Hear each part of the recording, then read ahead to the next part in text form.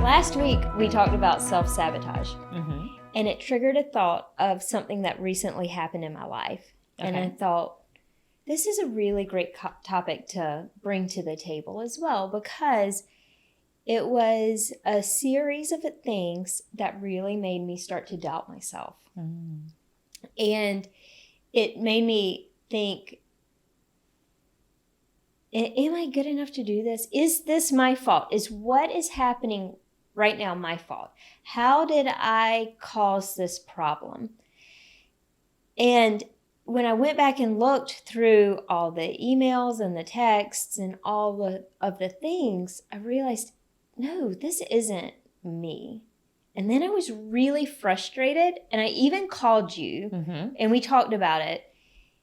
I was really frustrated in how quickly I went back to that place of self-doubt over something else that was done to me. Mm-hmm. And that is what I want to talk about today, because I do believe the steps I took to get my mindset back were incredibly beneficial. And I know 100% I would not have taken the majority of any of those steps years ago. So that is what we're going to talk about today. When somebody else causes us to doubt ourselves, how do we handle that? This is such a good topic. And one of the things before we go on is that you should be super proud of is that you were able to recognize it. And that is one thing is a huge step in your life. When you are able to, even if you go there, you go to that place of doubt and fear and anxiety, that you're able to recognize what's going on and then pull yourself back. But so it's so funny. For the listeners, is there that person in your life? And sometimes it's a parent or it's an authority figure from your past, a coach, that may not even be that exact person that comes back to you and makes you feel like that 8-year-old child all over again, but it's somebody that has a similar personality. So it triggers that feeling of not being good enough or needing to please or disappointing, or it's an event that triggers an emotion that we felt a long time ago of not being good enough, and we go all the way back there again. It's almost like it triggers, like if you smell a smell and it makes you think of your childhood, there is emotions that can trigger you and take you all the way back to an event early on where you also didn't feel like you measured up or that you were adequate. And it happens so fast. Yes, it does. It happens so quickly, and it happens usually randomly. You're not expecting it. It feels like it comes out of the blue when it happens. So you're not prepared.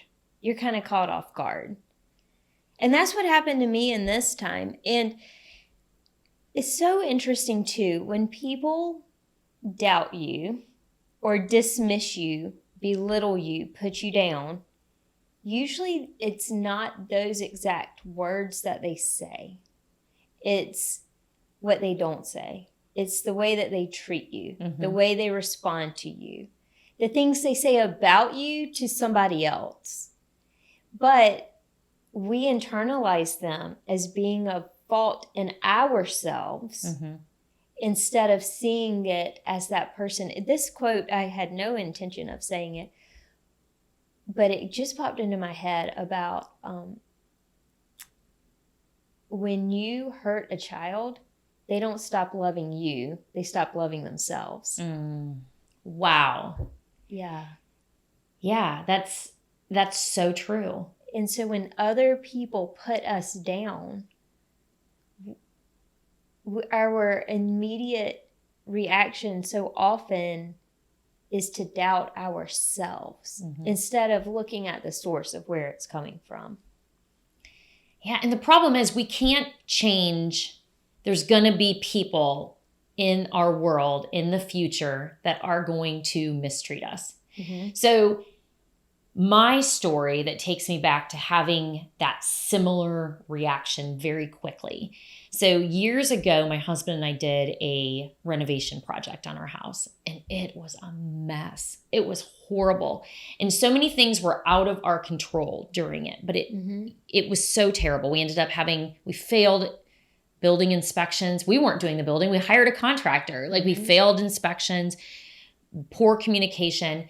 But I took it upon myself, because I was home all the time, that I should be keeping a better eye on the situation. Like I should have recognized that the plumbing inspection would fail. I'm not quite sure how I thought I would have, but the anxiety built at that time in my life. I had self-doubt every day, and the frustration because my husband was working away from home a lot built, and I took that energy upon myself. Like I was failing. So that whole project really it did damage. It did damage in me of feeling like I wasn't good enough to be able to manage a project like that, because it was a mess. Fast forward, I felt I had moved on or healed from that situation, but it was triggered by a new project in the home. And nothing had happened to trigger it other than the project started, and all of a sudden I was feeling inadequate. So this is different than your story, because you had mistreatment towards you, but it triggered something in your life in the past where you felt small and not valued and unloved, and you were fighting for it. You were fighting to stay relevant. And it was, and that's where the doubt started kicking in. Am I even worth it? Am I making a mistake? Should I not be doing this in the first place? Am I misunderstanding? What am I missing here? I mean, like those started kicking in, but it's because it took you to another place where you were violated in the past. I mean, I would assume, because I think that's what naturally happens to us. The doubts that kick in take us somewhere else, to a whole nother event that's not related. But then physical, and man, what happens to us during those times? I mean, before you caught yourself of being like, yes, I did do what I was supposed to do. I am capable of taking on this responsibility. But before that, the things that happen to us, the things that go through our head, the way our bodies physically respond, it's crazy. Oh, yeah, absolutely. So what happened was I'm working on this project, and I have worked in the corporate world for over 20 years with all different types of people and communicated in a lot of different formats, and we've had to follow schedules. Long story short, it was verbalized that my contribution to the project that I own was dismissed because I was a female. So I initially, whenever there was lack of conversation and kind of snide comments being made, I thought, what am I doing wrong? Why am I not communicating correctly? How was I offensive? How was I disrespectful to these two men that are involved in this project? I wasn't. And then anger built up.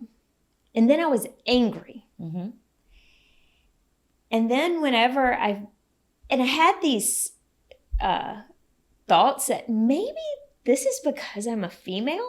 And I thought, no way. No, I have worked with too many men. I work in a male-dominated field. Oh, yeah, no way. It can't be because of that. To find out that's what it was infuriating. Infuriating. And rightfully so. And so a lot of energy went into being mad and being hurt, and then wondering, why did my email why did my communication style not measure up to what they would get from a man's communication style? It took me a good day, and I'm not kidding, a good day of getting angry and then really angry, venting, and then feeling bad that I was that angry, and then having to take time and pray about it, remind myself who I am in the Lord and who He created me to be. Take a really honest look at what I had done. How had I communicated? How could I have done it differently? And when I saw there is not a fault here in my communication, and I had other people look at it, I had my husband look at it, he said, there's nothing that you did wrong here. Okay. It took active energy to shift my focus from being mad, from being really, really mad, to say, what do I need to make this project move forward? And I think that's what we need to do in life. Okay, so I'm going to stop you here because there's a lot of people that just stay mad. Because your anger, there was justifiable reason for you to be frustrated. And to even feel anger. But often people stay there and then they aren't able to move forward with the project. Their level of conscious thinking is down with where angry people think all the time. And that's not a good place to be able to process, weigh things back and forth, see the whole picture. When you are just in that place of anger, you can't step forward productively. People may think they can, they may be able to put the hammer down, but if your mind is so tied in knots and your body's responding, then being able to have good relationship language, to be able to progress, it's hard to do. You said something that is so key. People feel like they progress because they put the hammer down. I'm going to tell you what I think about this and give it to that person. Is that really the most progressive thing? Is that really what's going to move the project down or move the situation forward? No, probably not, because now it's just pissed everybody off. Yeah, everybody has their dukes up now. Yes. And it's going to slow it down. It could cost you time. It could cost you money. It's definitely going to cost you a relationship. And one of the things I had to keep asking myself was, in 50 years, in 100 years, in 150 years, what matters? Really, the health of our souls matter. Where are we in eternity matters. What example did I give on this earth? And me getting mad and blasting off is not going to help anybody.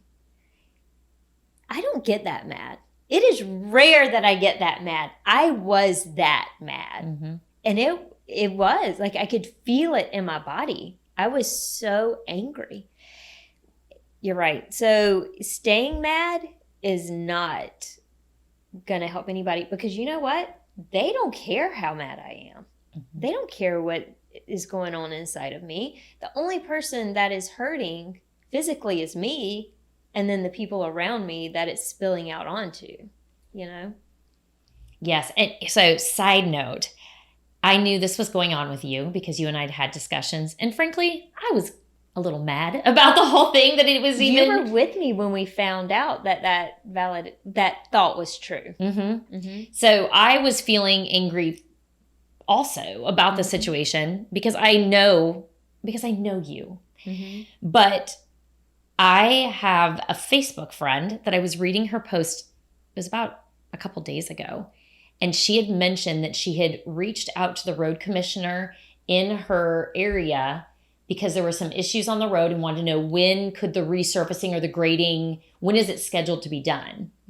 And the road commissioner texted her husband back, not her. She's the one that reached out with the question, and he texted her husband back. And that triggered me to feeling more anger than I would have because of your situation. I just thought, what is this? This is a bunch of crap, and then, right. But I love being able to walk alongside you and watch the way that you were able to bring yourself back. And because of that, you started figuring out a solution to go forward that would be most productive to complete the project, because that was your ultimate goal. Mm-hmm. And so to be able to watch that step-by-step process with you, it's actually been really cool to see. And I know that being you like, I'm taking your misery and finding something cool in it. But I also know if you would have stayed in the place of, I'm going to crush these people, tell them exactly what I think, I'm going to show up, I'm going to I don't care if I humiliate them in front of other people. I know that the end project would be a different journey to get there. Yes, and that was absolutely not your goal. Your goal is to complete the project at hand. And you are thinking carefully through the process of getting that done. Mm-hmm. And fortunately, my husband was on my side with this. So he has stepped in to help me with this. Help communicate in a male way. Yes.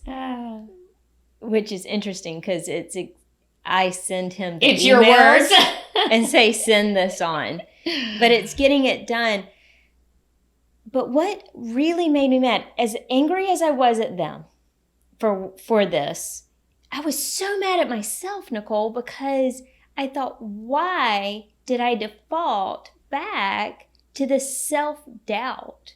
Why did I go back to, I don't deserve to have a seat at this table. I don't deserve to be doing this project. Like, I'm not good enough to do that. Why would I default back to that so quickly? And I even told you, I was like, we have a podcast called Enough to tell people they are enough. But as difficult as it is to sometimes share your vulnerable and your not so attractive sides of yourself, it's really helpful, I think, to other people to hear you're going to have relapses. Relapse. That's the word. The word came to mind is it's a relapse. Mm-hmm. And because of our conditioning is so strong. Mm-hmm. Yeah. And it's going to happen. I mean, it's not if it's going to happen, it's when it's going to happen. And how fast can we catch it? Yeah. And hopefully there's not any damage. We don't do damage to others along the way as we are relapsing. Mm-hmm. So just as somebody, like, it's more physical to think about somebody that has a substance abuse issue as an addiction. And then the relapse is a physical activity, kind of thing. But if you think of an addiction that we have to anger or to bottom dwelling, woe is me, or to anxiety, getting tied up in things and shutting down, like those, they don't have the physical drink in hand. So we don't like address them the same, but yet it is a behavior that it's the way we hide, just like we could hide behind a glass of alcohol or we show up. So, but being able to, so that's our relapse. Like that was our old instinct. That's where we went. We've learned better. We do better. We know better. We stand firm. We know who we are in the Lord. We are confident in that. But when we relapse, what it really comes down to is, can we see it and bring ourselves back without hurting others around us or without causing damage to ourselves? Yeah, absolutely. I love that. And one of the things too, usually when you have grown past a situation, I think the next time you have the pressure of that situation where you stand against it, a lot of times it's not one situation. It may be 2 or 3. And I believe we are allowed to experience those harder situations in order to reveal a place that this is still hanging out in there. This is still an area you need to address. This is something you need to let go of. This is something you need to give to the Lord. There's still something here for us to look at. And as you see the different pressures coming on you, because if one person is coming at you insinuating that you're not good enough or whatever, you can dismiss that one person, but if it's like 2 or 3 things that are making you feel like, I really am screwing up, I'm really not good enough, I really am lacking, maybe there is a skill you need to learn, maybe there is an area you need to grow, or maybe it's just a check into your own esteem.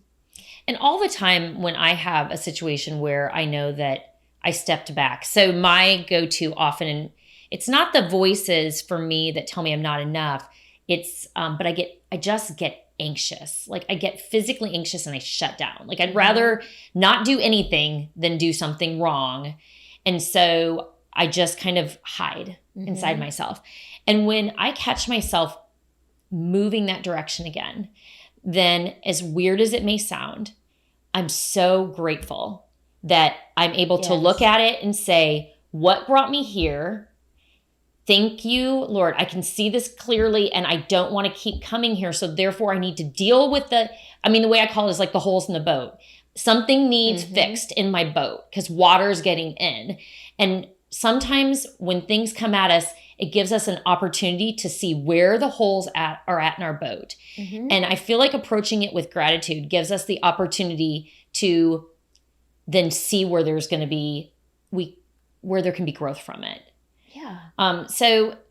But for people that are in the darkness, it's really, they may think I'm crazy by thinking I feel gratitude every time I step to the dark side. And then I'm able to really look and see, and then pull myself out and go, okay, Lord, like you clearly have shown me an area that there's weakness. And that's not what I want. I want to be strong. And I don't mean like push through no matter what.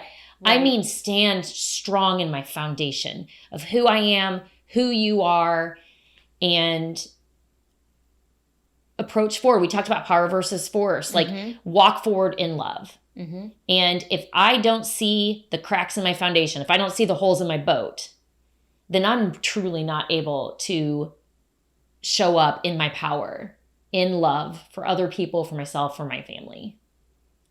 Yeah, for sure. I love what you said a minute ago too about people in the darkness are going to think it's crazy that I say I can find gratitude in it. You first have to find gratitude when you're in a dark space and then walk out of it to be able to look back and say, oh yeah, that's how powerful gratitude was in that moment. So when you enter that space again, you can find gratitude in it because you've walked through it, but it requires you in that dark space, in that hard place, to intentionally find gratitude and to find out what purpose am I supposed to serve right now? What am I supposed to do? So what was one of my checks was, what am I supposed to do? Because I had a lot of things stirring in my head, a lot of things stirring out of my mouth. And I was like, what am I supposed to do? And it came back, love God, love others. I was like, I don't want to love them. I don't even know what that means. And in this situation. Now, it seems petty. This seems like a petty situation compared to all the things that are happening in this world. But that's the point of this. It is kind of petty. A lot of money was at stake and a lot of other people's money was at stake. So that added to the pressure. But it doesn't have to be a huge thing that causes us to relapse, that causes us to move into that self-doubt. But it doesn't have to be a big thing to get us out of it either. And I think also the other thing of having gratitude, but also finding humility in the situation. So that means you kind of got to check your ego at the door.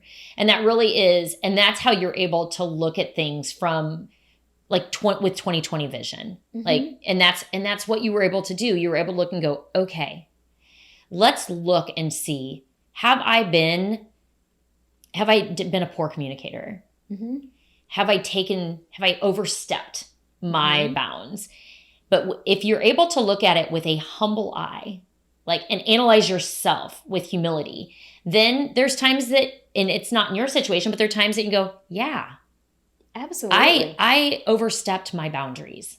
And there have been times in my life where I've done that. This just wasn't. Yeah, and then you can walk forward and you can make that right too. Mm-hmm. But if we are like, our egos are in check, and like if our egos are not in check and we let that drive our thought process, then we're not even going to feel that we're going to be like, they offended me, and we're not going to be able to truly analyze ourselves. Right. And we're not going to grow, and we're not going to learn. Because there have been times where a project went south because I did not have the skills. I hadn't cultivated them. I had not honed in my communication skills. It's things you learn. I remember one time so my family owns a sign company, and this was many, many, many years ago. And we were supposed to install a sign for Blue Cross Blue Shield. They had 200 employees coming to work on Monday. And we're taking over a space and needed a temporary banner put up. So I called the installer. He was set. He was going to do it over the weekend. He got delayed Friday. He called me from the site. He said he was going to get it done Saturday.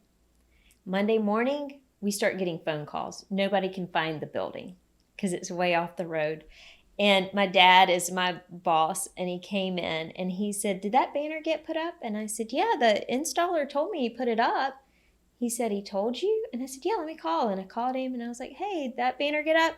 "Oh, no, it was too windy. I didn't put it up." And I said, "He promised me."